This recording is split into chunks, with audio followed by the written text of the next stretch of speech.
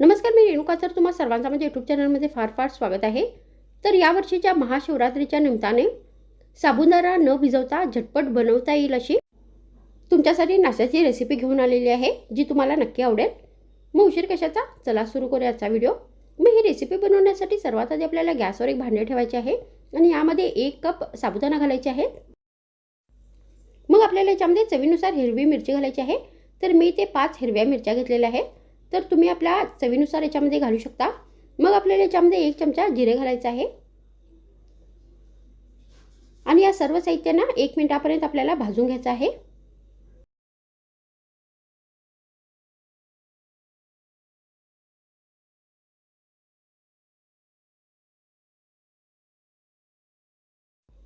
तर आता इथे 1 मिनिट झालेले आहेत. त्यानंतर आपल्याला याच्यामध्ये अर्धा कप शेंगदाणे घालायचे आहेत. तर मी इथे शेंगदाणे साले न काढता वापरलेले आहे. तर तुम्ही याची साले पण काढू शकता.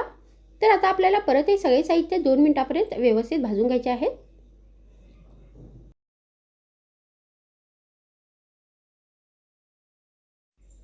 तर आता इथे 2 मिनिट झालेले आहेत. त्यानंतर आपल्याला एक मिक्सरचं भांडं घ्यायचं आहे आणि यामध्ये हे सगळे भाजलेले साहित्य घालायचे आहेत.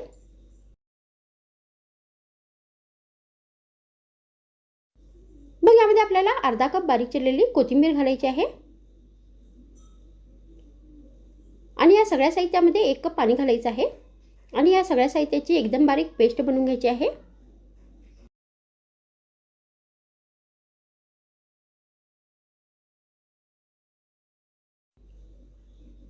त्यानंतर आपल्याला एक बाउल घ्यायचा आहे आणि यामध्ये ही सगळी पेस्ट घालायची आहे.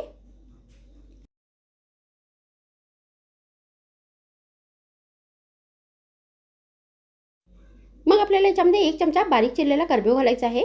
तर मी ते करबेव एकदम बारीक चिरून घेतलेला आहे. मग आपल्याला याच्यामध्ये चवीनुसार मीठ घालायचं आहे आणि आता हे सगळे साहित्य व्यवस्थित मिक्स करायचे आहे.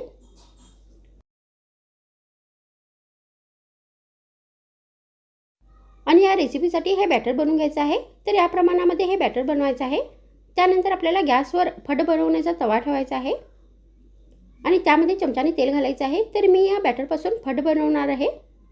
तर तुम्ही या बॅटरचा वापर करून याचे थालीपीठ पण बनवू शकता. त्यानंतर आता आपल्याला चमच्याने हे बॅटर या साच्यामध्ये घालायचं आहे.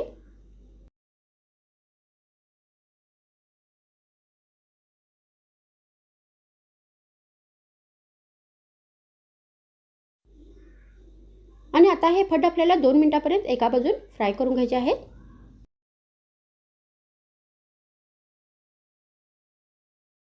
मग हे फड एका बाजूने फ्राय झाल्यानंतर चमच्याने यांना पलटवायचे आहे आणि अशाच पद्धतीने दुसऱ्या बाजूने पण व्यवस्थित फ्राय करून घ्यायचे आहे.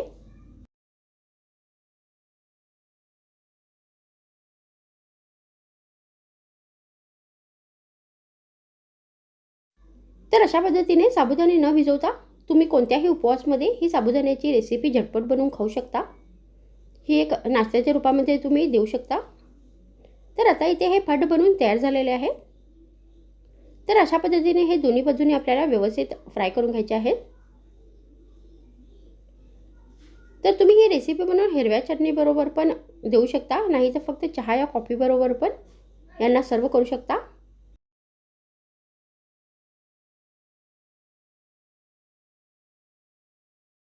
तर मग आजच्या व्हिडिओमध्ये इतकेच. पुन्हा भेटूया आणखीन एक नवीन व्हिडिओमध्ये. तर मग थँक्स फ्रेंड्स वॉचिंग माय व्हिडिओ.